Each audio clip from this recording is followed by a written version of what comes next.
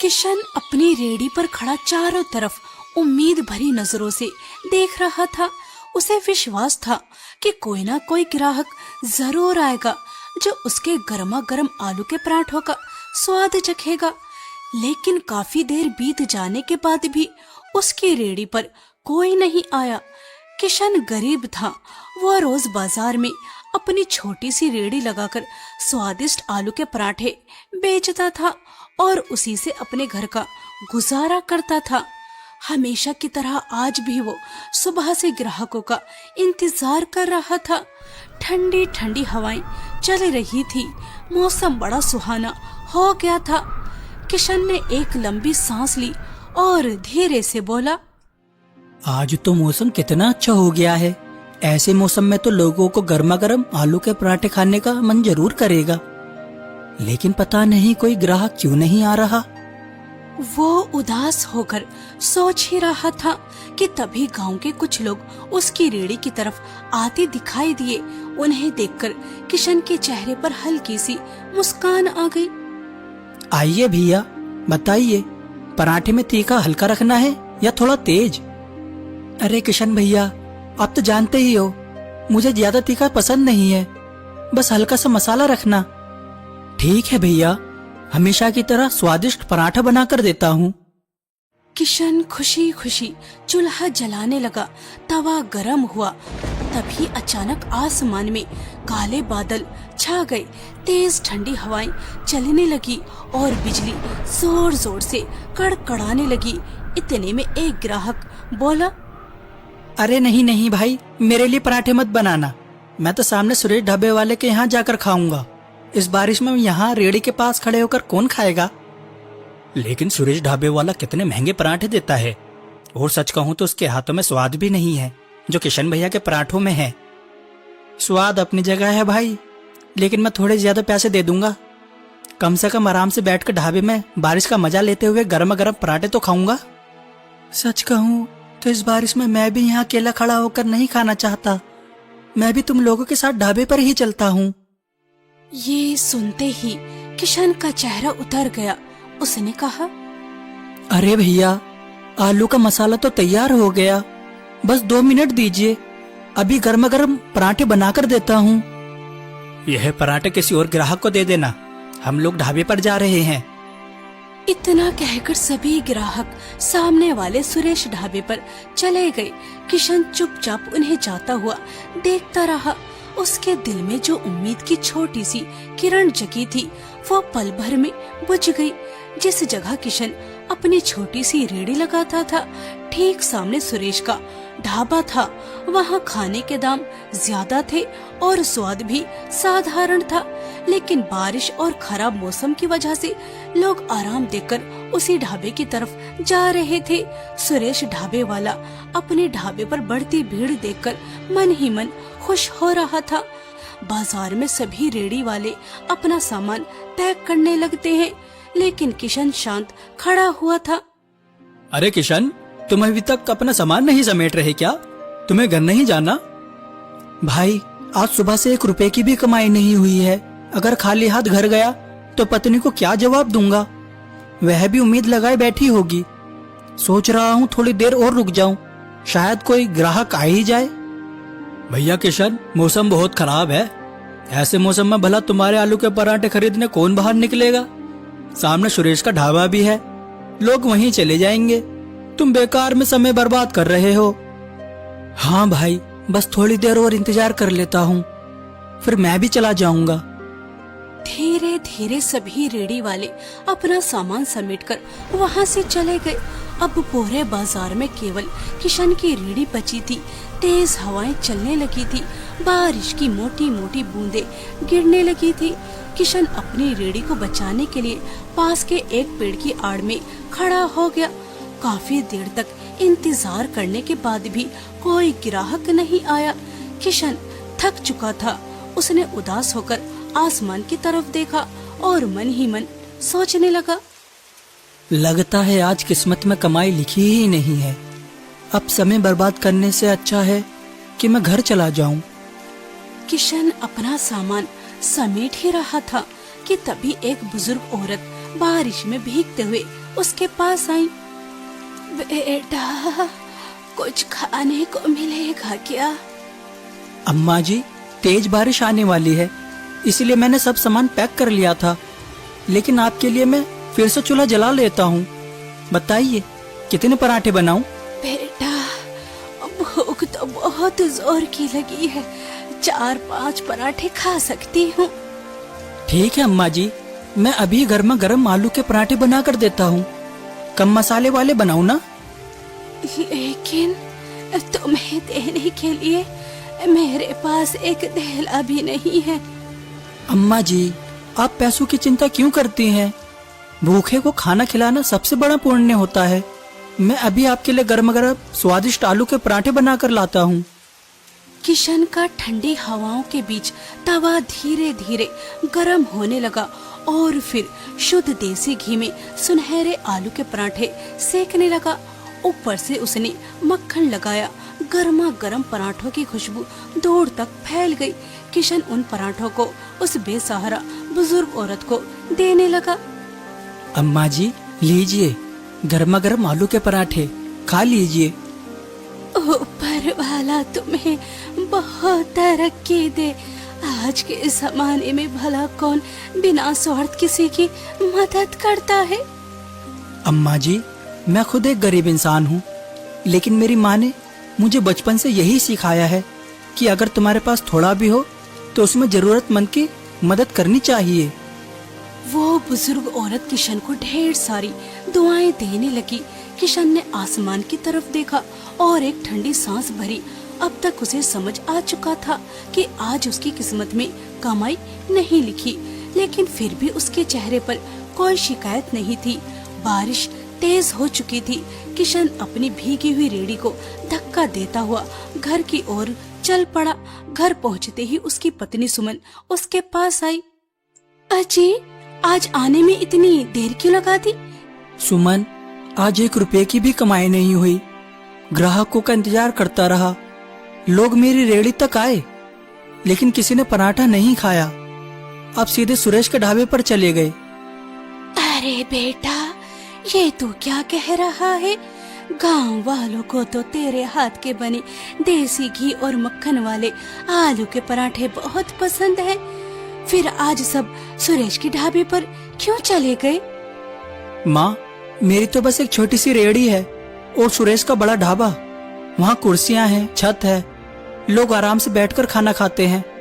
अब मॉनसून शुरू हो गया है, बारिश में कौन मेरी खुली रेड़ी पर खाना खाएगा? मुझे नहीं लगता कि अच्छी कमाई हो पाएगी। बेटा, इंसान को मेहनत करना कभी नहीं छोड़ना चाहिए। तो अपनी जान लगाकर मेहनत करता है, बाकी जो किस्मत में लिखा है वो ही मिलेगा। लेकिन मेहनत करने वाला इंसान कभी हारता नहीं। मैंने सोचा था कि इस मॉनसून में चौपाल पर एक छोटी सी पक्की दुकान ले लूंगा और अपना आलू का पराठे का व्यापार बढ़ाऊंगा, लेकिन लगता है इस साल भी यही रेड़ी धकेलनी पड़ेगी। किशन परेशान था। मानसून का मौसम शुरू हो चुका था और लगातार बारिश की वजह से उसकी रेड़ी पर ग्राहक बहुत कम आने लगे थे। उसे चिंता सताने लगी थी। आखिरकार वो अपनी पत्नी और माँ का ख्याल कैसे रखेगा? अगली सुबह किशन फिर एक नई उम्मीद के साथ उठा। अपनी आलू पराठे वाली रेड़ी लेकर बाजार की तरफ निकल पड़ा। बाजार पहुंचकर उसने अपनी रेड़ी लगाई और ग्राहकों का आने का इंतजार करने लगा। कुछ देर बाद 2 ग्राहक उसकी रेड़ी के पास आए। किशन भैया, गरम गरम तो चटपटे आलू के पराठे लगा दीजिए, और हाँ, चटनी थोड़ी ज्यादा देना, आपकी चटनी बहुत स्वादिष्ट होती है। बस 5 मिनट दीजिए। किशन तुरंत काम में लग गया। थोड़ी ही देर में उसने घी में सने हुए गर्मा गर्म पराठे चटनी के साथ ग्राहकों को परोस दिए। उसी समय शहर से आए 2 अमीर आदमी वहां पहुंचे। उन्होंने महंगे सूट बूट पहन रखे थे। उन्हें देखकर पास में ढाबा चलाने वाला सुरेश जोर से आवाज लगाने लगा। अरे भाई साहब, इस छोटी सी रेड़ी पर खड़े होकर पराठे खाना आपको शोभा नहीं देता? आइए मेरे ढाबे पर, आराम से बैठकर बढ़िया खाना मिलेगा। भाई, जब आपके ढाबे पर ग्राहक आते हैं तब मैं उन्हें अपनी रेहड़ी पर नहीं बुलाता। फिर आप मेरे ग्राहकों को क्यों बुला रहे हो? अरे किशन, यह शहर के बड़े लोग हैं। अगर तेरी रेहड़ी के पराठे खाएंगे तो हमारे गांव का नाम खराब होगा। इन्हें मेरे ढाबे पर आने दो। सुरेश भाई, ग्राहक को रोकने वाले न आप और न मैं। यह उनकी अपनी मर्जी है कि उन्हें कहाँ खाना पसंद है। मेरी नाक दूर से ही खाने की खुशबू पहचान लेती है। तुम्हारे पराठों की खुशबू ही बता रही है कि स्वाद भी लाजवाब होगा। 2 पराठे मेरे लिए और 2 मेरे दोस्त के लिए। जल्दी से बना दो। ये सुनकर किशन के चेहरे पर हल्की सी मुस्कान आ गई। कुछ ही देर में किशन ने गर्मा गर्म आलू के पराठे चटनी और रायते के साथ उन दोनों के सामने परोस दिए। वाह भैया, यह आलू के पराठे तो कमाल के हैं। इतने स्वादिष्ट पराठे तो मैंने बड़े बड़े महंगे रेस्टोरेंट में भी नहीं खाए। एक पराठा और खिलाइए और कुछ घर के लिए भी पैक कर दीजिए। धन्यवाद साहब, लेकिन असली स्वाद मेरे हाथों में नहीं, हमारी ईमानदारी में है। इन पराठों में जो मसाले पड़ते हैं वो बिल्कुल शुद्ध होते हैं। मेरी माँ और पत्नी अपने हाथों से सब तैयार करती हैं। हम खाने में कभी भी मिलावट नहीं करते। बस इसी ईमानदारी और मेहनत को कभी मत छोड़ना। याद रखना, मेहनत और सच्चाई इंसान को एक दिन बहुत ऊंचा जरूर ले जाती है। अच्छा, कितने पैसे हुए? साहब, पूरे 200 रुपए हुए। वो शहरी व्यक्ति जैसे ही जेब से अपना वॉलेट निकालने लगा, उसका चेहरा अचानक उतर गया। अरे, यह क्या? भैया माफ करना, लगता है मेरा वॉलेट कहीं गिर गया है। मेरे पास तो अभी पैसे देने के लिए नहीं है और मैंने बिना सोचे समझे इतने पराठे खा लिए। कोई बात नहीं साहब, जब दोबारा इस गांव में आना हो तब दे देना। वो अमीर व्यक्ति किशन को धन्यवाद कहकर वहाँ से चला गया। समय बीतता गया। कुछ ही दिनों बाद फिर एक बरसाती शाम आई। आसमान में काले बादल छाए हुए थे। बिजली जोर जोर से चमक रही थी और हल्की बूंदाबांदी शुरू हो चुकी थी। किशन अपनी रेहड़ी के पास खड़ा सोच रहा था कि शायद आज भी कमाई नहीं होगी। तभी दूर से एक बड़ी चमचमाती गाड़ी आकर रुकी। गाड़ी से वही शहरी व्यक्ति उतरा। उस दिन आपने एक अनजान मुसाफिर पर भरोसा किया था, बिना पैसे लिए उससे पेट भर खाना खिलाया था। आज मैं सिर्फ आपके पैसे लौटाने नहीं आया। आज आपके पास जितने भी पराठे बनाने की सामग्री है, सबके पराठे बना दीजिए। मुझे सारे पराठे चाहिए। ये सुनते ही किशन की आंखें चमक उठी। जिसे आज पूरे दिन एक ग्राहक की उम्मीद नहीं थी, उसकी सारी मेहनत एक ही पल में सफल होती दिखाई देने लगी। लेकिन पास में ही अपने ढाबे पर बैठा सुरेश ये सब देख रहा था। उसके चेहरे पर जलन साफ नजर आ रही थी। किशन की तो किस्मत खुल गई। अब शहरी लोग भी इसके पराठों की तारीफ करने लगे हैं। अगर ऐसा ही चलता रहा तो एक दिन यह बड़ा ढाबा खोल लेगा और लोग मेरे ढाबे पर आना बंद कर देंगे। रामू, रामू, जरा इधर आ। सुरेश अपने ढाबे पर काम करने वाले रामू को अपने पास बुलाता है और उससे कहता है, अभी के अभी किशन की रेहड़ी पर जाओ और ऐसा हंगामा करो कि वह शहरी आदमी यहाँ से चला जाए और दोबारा कभी किशन की रेहड़ी की तरफ देखने भी ना आए। यह काम आपका मुझसे नहीं मालिक, किसी और से करवाना चाहिए। अगर किशन ने मुझे पहचान लिया तो वह सबको सच बता देगा। तेरी बात में दम तो है। चल ठीक है, यह काम किसी और से करवाता हूँ। दरअसल सुरेश अंदर ही अंदर जल रहा था। अब तक बाजार में सबसे ज्यादा ग्राहक उसी के ढाबे पर आते थे, लेकिन पिछले कुछ दिनों से लोग किशन के स्वादिष्ट आलू के पराठों की तारीफ करने लगे थे। शहर से आए लोग भी उसके पराठों की खूब प्रशंसा कर रहे थे। ये सब देखकर सुरेश के मन में ईर्ष्या भर गई थी। एक दिन उसने अपनी जलन में आकर एक भाड़े के आदमी को किशन की रेहड़ी पर भेज दिया। किशन हमेशा की तरह मुस्कुराया। उसने साफ हाथों से गर्मा गर्म आलू के पराठे बनाए और सुरेश के भेजे हुए आदमी को पराठे खाने को दिए। और कुछ ही देर बाद अचानक वो जोर जोर से चिल्लाने लगा, अरे, यह कैसे पराठे बनाए हैं तुमने? बिल्कुल भी स्वादिष्ट नहीं है। इन्हें खाते ही मेरे पेट में दर्द शुरू हो गया है। लगता है तुम गंदगी से खाना बनाते हो और मसाले भी नकली इस्तेमाल करते हो। नहीं भाई साहब, ऐसा मत कहिए। मैं बहुत साफ सफाई से खाना बनाता हूँ। देखिए मेरी रेहड़ी बिल्कुल साफ है और मसाले तो मेरी माँ और पत्नी अपने हाथों से घर में तैयार करती हैं। उनमें रत्ती भर भी मिलावट नहीं होती। तो क्या मैं झूठ बोल रहा हूँ? जरूर तुम्हारे पराठों में मिलावट है, तभी तो मेरी तबीयत खराब हो गई है। अरे गांव वालों, इसके आलू के पराठे मत खाना, नहीं तो तुम भी बीमार पड़ जाओगे। किशन भाई, 2 पैसे ज्यादा कमाने लगे तो तुमने बेईमानी शुरू कर दी। मसालों में भी मिलावट करने लगे। गांव वाले तुम पर भरोसा करके खाना खाते हैं और तुम उन्हीं के साथ धोखा कर रहे हो। सुरेश भाई, मैं भूखा रह लूंगा लेकिन बेईमानी का 1 रुपया भी नहीं कमाऊंगा। मेरे आलू के पराठे में रत्ती भर भी मिलावट नहीं है। मैं हमेशा साफ सफाई और ईमानदारी का ध्यान रखता हूँ। लेकिन सुरेश और उसका भेजा हुआ आदमी लगातार हंगामा करते रहे। उनकी बातें सुनकर ग्राहक आपस में बातें करने लगे। क्या पता सच में मिलावट हो। अगर पराठे खाकर हमारी तबीयत खराब हो गई तो? धीरे धीरे सभी ग्राहक वहां से हटने लगे। किशन बार बार लोगों को समझाता रहा, लेकिन उस समय कोई उसकी बात सुनने को तैयार नहीं था।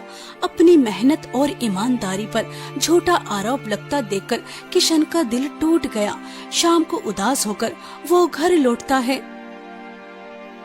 अरे बेटा, तू गांव वालों की बातों की इतनी चिंता क्यों करता है?